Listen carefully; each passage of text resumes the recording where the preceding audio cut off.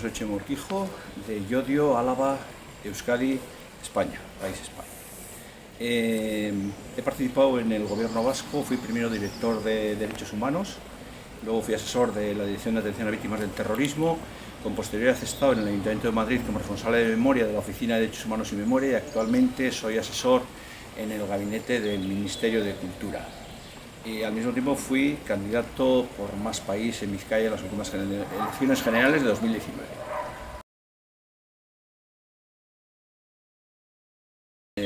Yo creo que la democracia descansa en tres patas fundamentales. Una, los valores de los derechos humanos, son los valores esenciales vinculados a la dignidad del ser humano, y no hay una democracia que se precie que no esté sustentada justamente en estos valores de libertad y de igualdad que son los que impregnan todo el conjunto de los derechos humanos.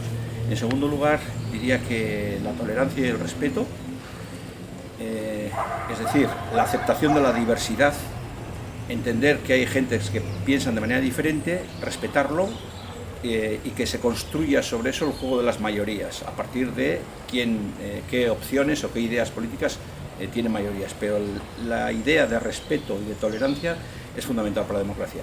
Y en última instancia, el valor de la militancia, es decir, la participación en el cuidado permanente de la democracia. La democracia exige militar permanentemente en su defensa, porque no es algo que se consiga y ya está conseguido para siempre, sino que hay que cuidarla permanentemente. Yo creo que esas tres patas son sobre las que se sostiene una democracia real hoy en día.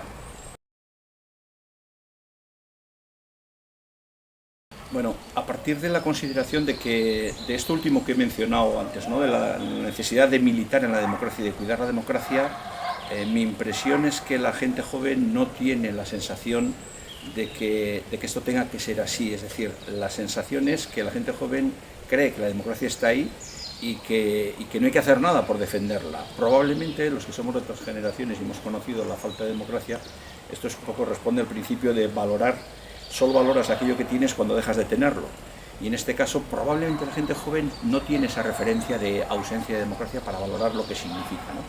Y por ello, si eso lo unimos a la pulsión de esta individualista que impregna la sociedad actual, probablemente no haya una consciencia, por lo menos en términos extendidos, mayoritarios en la gente joven, de la necesidad de cuidar la democracia y de la necesidad de militar también en los derechos humanos.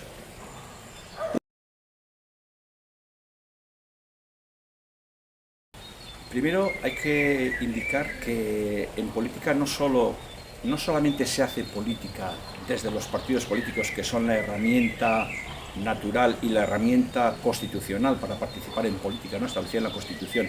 También se hace política en la calle, también se hace política en el tejido asociativo, se hace política trabajando en las asociaciones de vecinos, trabajando en las comunidades educativas, trabajando en los centros de trabajo. Es decir, hay realmente otros espacios que no son necesariamente los de las instituciones o los partidos políticos, donde se puede hacer política también, y eso es bueno que la gente joven se implique en ese tipo de actividades. Pero al mismo tiempo sería bueno que los jóvenes entiendan que la política no es lo que los partidos políticos hoy, con su deriva probablemente muy poco ejemplar desde el punto de vista democrático, nos muestran cada día, ¿no? Hay un desprestigio de la condición del político, de la condición de los partidos políticos, contra la que los jóvenes deberían luchar. Los jóvenes deberían sacar ese impulso rebelde que tienen por naturaleza para intentar transformar lo que hoy en día significan los partidos políticos y la forma de hacer política. Como decía Manuela Carmena, cuidar la democracia supone también cuidar los partidos políticos y las herramientas con las que se hace política hoy en día.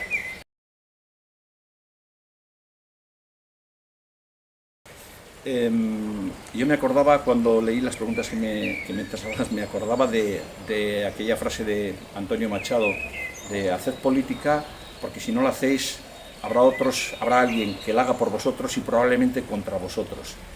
Yo creo que los jóvenes tenéis que entender que la política os afecta.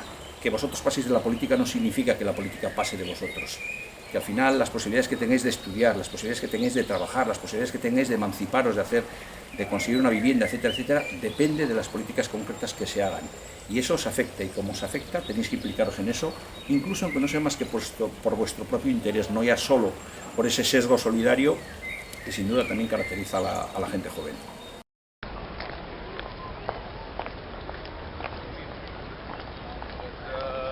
Tell you what.